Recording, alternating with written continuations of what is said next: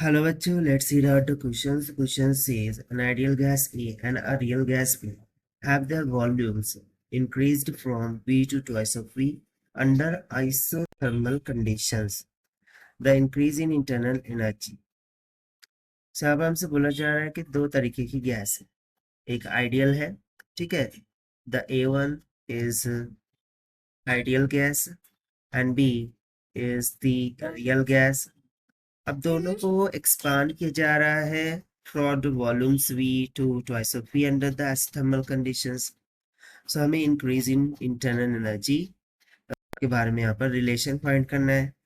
चलिए स्टार्ट करते हैं सोल्यूशन से. But before of it, let's talk about the key concept which we are going to use here for this question. So यहाँ पर हम internal energy इस concept का यूज करेंगे. सो इंटरनल एनर्जी का फॉर्मूला क्या होता है? Delta u is equals to n c v delta t, जहाँ पर एन नंबर ऑफ मोल क्या, c v specified at constant volume, delta t इस चेंज इन टेम्परेचर को रिप्रेजेंट करता है.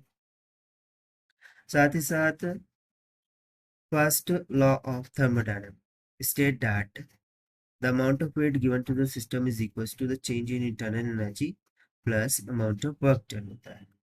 सो इन दोनों ही कंसेप्ट को लेकर चलते हुए स्टार्ट करते हैं हम सोल्यूशन से. तो सबसे पहले तो हम यहाँ पर बोलेंगे कि A इज आइडियल गैस. अब वहीं पर B क्या है? तो एक रियल गैस. अब दोनों के नेचर्स क्या होते हैं? So by definition for an ideal gas there is interaction no interaction between particles, यानी कि आइडियल गैस के जो भी मॉलिक्यूल्स होंगे, पार्टिकल्स होंगे, उनके बिटवीन में कोई भी इंटरेक्शन नहीं होता. साथ ही साथ नो intermolecular forces.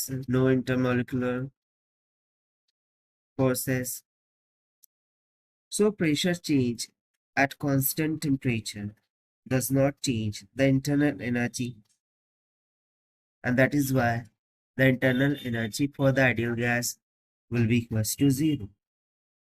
बट वहीं पर यदि हम रियल गैस के बारे में बात करें, सो रियल गैस के केस में there will be having the interactions between the molecules, interaction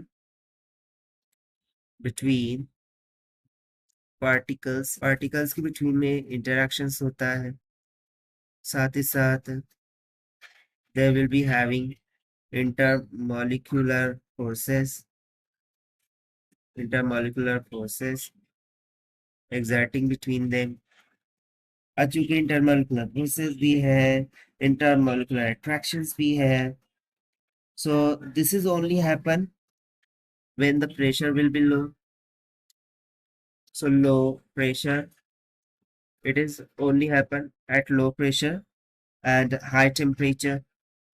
So thus even the temperature is constant, change in pressure changes their internal energy, and that is why the change in internal energy never be going to equals to zero.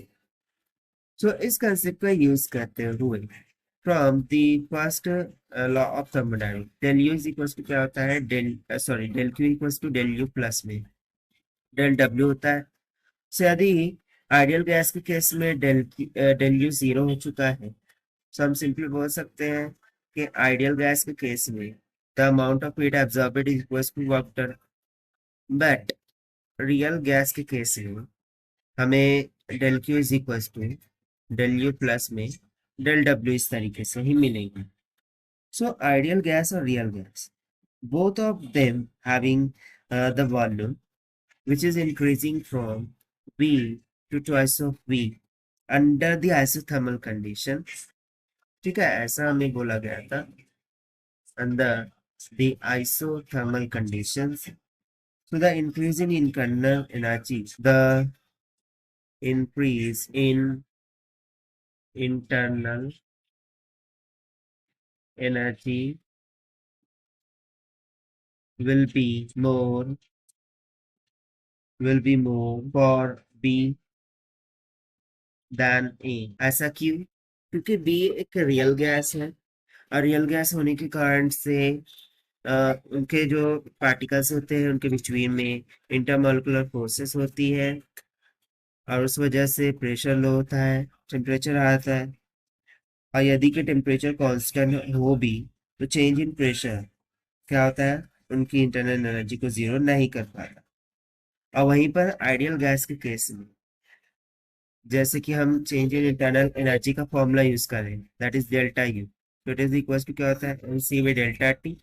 तो इसके लिए change in internal energy क्या होती है, zero.